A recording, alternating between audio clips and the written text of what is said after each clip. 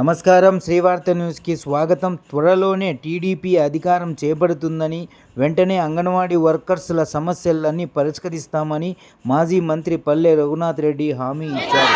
పుట్టపర్తిలో నియోజకవర్గ కేంద్రంలో ఏర్పాటు చేసిన సమ్మె కార్యక్రమంలో ఆయన సంఘీభావం తెలిపారు.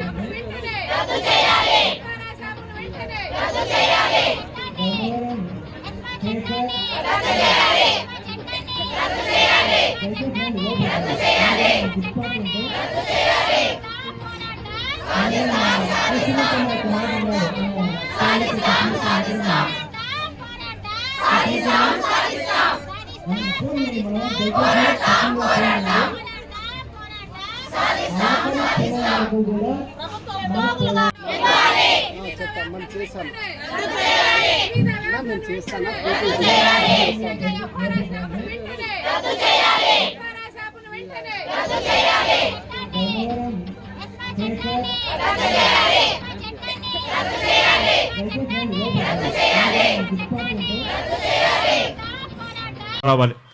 రాజకీయ నాయకులు ఎవరైనా కూడా ఎన్నికలకు ముందు ఇలా మైకు పట్టుకుని ఎవరైనా నేను అది చేస్తాను ఇది చేస్తాను అని చెప్పి ఆ తర్వాత అది వాళ్ళు చేయకపోతే వాళ్ళని ఏ రోజైతే మనం కాలర్ పట్టుకొని గట్టిగా నిలదీసే పరిస్థితి ఎప్పుడైతే వస్తుందో, ఏ రోజైతే వాళ్ళు మాట్లాడుతూ ఉన్నప్పుడు, ఏ రోజైతే మనం గట్టిగా వాళ్లకు సమాధానం చెప్పే పరిస్థితి వచ్చినప్పుడే ఈ వ్యవస్థ మారుతుంది తల్లి.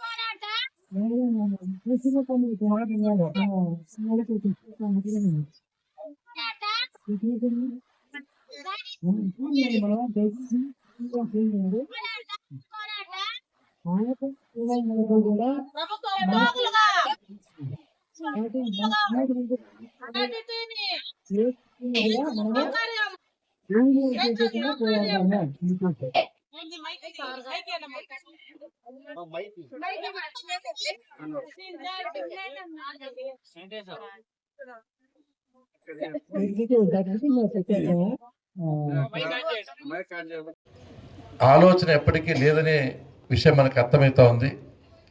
30 రోజులుగా ఎంతో శ్రమతో, చిత్తశుద్ధితో, అంకిత భావంతో, మొక్కవోని ధైర్యంతో చేస్తున్న ఈ ఉద్యమానికి నేను వ్యక్తిగతంగానే కాకుండా తెలుగుదేశం పార్టీ తరఫున మనస్ఫూర్తిగా మిమ్మల్ని సమర్థిస్తున్నానని చెప్పి, సపోర్ట్ చేస్తున్నానని చెప్పి సందర్భంగా మీకు గుర్తు చేస్తున్నా.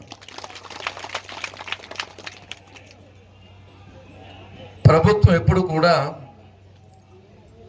అధికారులు కష్టపడి పనిచేశారు. ప్రభుత్వంలో మేమున్నా, వైఎస్ఆర్సీ ప్రభుత్వం ఉన్నా, ప్రభుత్వ ఉద్యోగులు మాత్రం మీరే. ప్రభుత్వానికి మంచి పేరు రావాలన్నా, ప్రభుత్వం చేస్తున్న సహాయ పునరావాస కార్యక్రమాలు అందరికీ అందాలన్నా మీరు చిత్తశుద్ధితో కష్టపడి పనిచేస్తేనే ఆ ప్రభుత్వానికి మంచి పేరు వస్తుంది.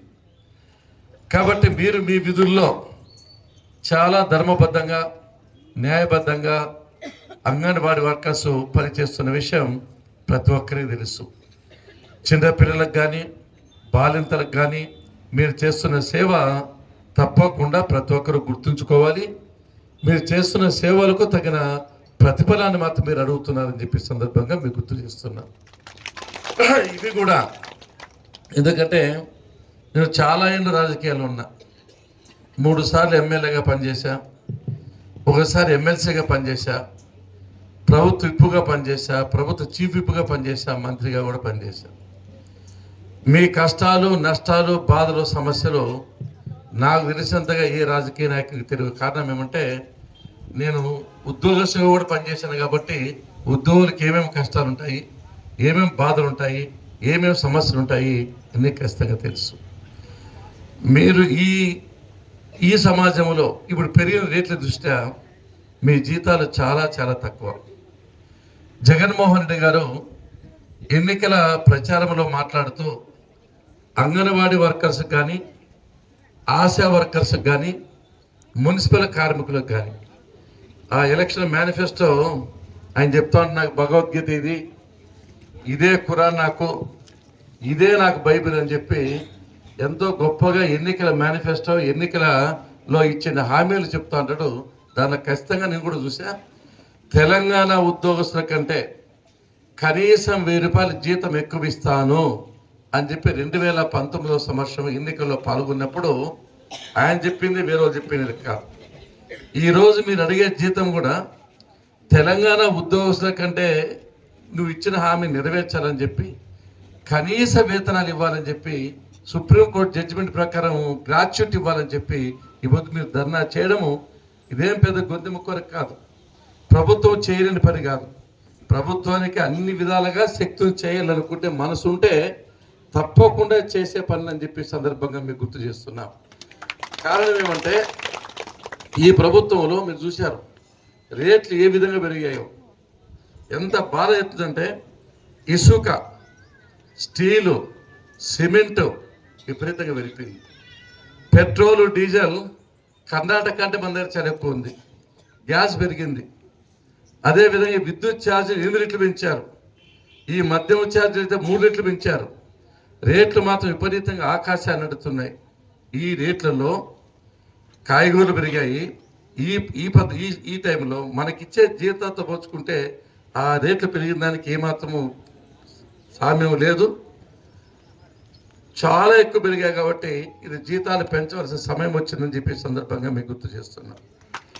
ఈ తరఫున ప్రభుత్వాన్ని డిమాండ్ చేసేది 26,000 రూపాయలు కనీస వేతనము అంగన్వాడీ వర్కర్కి ఇవ్వాలని చెప్పి ఈ వేదిక ద్వారా ఈ ప్రభుత్వాన్ని డిమాండ్ చేస్తున్నా అని చెప్పి సందర్భంగా మీకు గుర్తు చేస్తున్నాం. రెండవది గ్రాట్యుటీ కానీ, అలవెన్స్లు కానీ, సంక్షేమ కార్యక్రమాలు కానీ ఏవైతే ప్రజలకు వస్తున్నాయో మీరు కూడా చిన్న చిన్న జీతాలు కాబట్టి ప్రభుత్వం ఏవైతే పేదలకు కానీ ఇచ్చే సంక్షేమ కార్యక్రమం ఇల్లు కానీ, పెన్షన్లు కానీ, బియ్యం కార్డులు కానీ ఆ సంక్షేమ కార్యక్రమాలు మీకు కూడా అమలు చేయాలని చెప్పి ఈ సందర్భంగా ప్రభుత్వాన్ని డిమాండ్ చేస్తున్నాం. మూడో విషయానికి వస్తే ఎవరైనా అర్ధాంతరంగా చనిపోతే అదే కుటుంబంలో ఉండే వాళ్ళకు వాళ్ళ చదువు తగ్గట్టు అర్హత తగ్గట్టు ఉద్యోగాలు కూడా ఈ ప్రభుత్వం ఇవ్వాలి. ఆ కుటుంబాలను ఆదుకోవాలని చెప్పే సందర్భంగా మీకు గుర్తు చేస్తున్నాం. మూడవది రిటైర్మెంట్ బెనిఫిట్స్. గతంలో మేము అధికారంలో ఉన్నప్పుడు ఒక ఉద్యోగి విరమణ చేస్తే 6 నెలల ముందే నోటీస్ ఇచ్చేవాళ్ళం. నీకేమేమి వస్తాయి ఒక్కసారి జాగ్రత్తగా క్యాలిక్యులేట్ చేసుకొని చెప్పి టైం ఇచ్చి రిటైర్మెంట్ సభలోనే ఆయనకు వచ్చే 40 లక్షలు, 50 లక్షలు, 60 లక్షలు చెక్ ఇచ్చి సత్కారం చేసి పూలమాలేసి సెలవు కప్పి ఇంటికి ఆనందంగా పంపివ్వలేం. ఇదేమి కర్మ నాకైతే అర్థం కాదు. ప్రభుత్వం ఏం చేస్తుంది నాకైతే తెలియదు. కానీ 2019 సంవత్సరం నుంచి రిటైర్డ్ అని ఏ ఉద్యోగి కూడా ఇంతవరకు రిటైర్మెంట్ బెనిఫిట్స్ రాలేదు, పెన్షన్ ఫిక్స్ కాలేదు. అంటే వాళ్ళ పరిస్థితి ఏ విధంగా ఉంటుందో ఒక్కసారి ఆలోచన చేయండి. 35 సంవత్సరాల నుంచి 40 సంవత్సరాల వరకు ఈ ప్రభుత్వానికి పెన్లా మొప్పిని వదిలిపెట్టి పండగనక పబ్బన కోరకుండా అహర్నిశలు కృషి చేసి ఒక ఉద్యోగి రిటైర్ అయితే ఆయనకు రావాల్సిన కనీస డబ్బులు ఆయన జీవనము సక్రమంగా ఉండేదానికి, సాఫీగా జరిగేదానికి ఒక నిధి ఉంటుంది. అది కూడా ఇవ్వడం లేదంటే ఈ ప్రభుత్వానికి కనికరం లేదేమో అని చెప్పి ఈ సందర్భంగా మీకు గుర్తు చేస్తున్నా.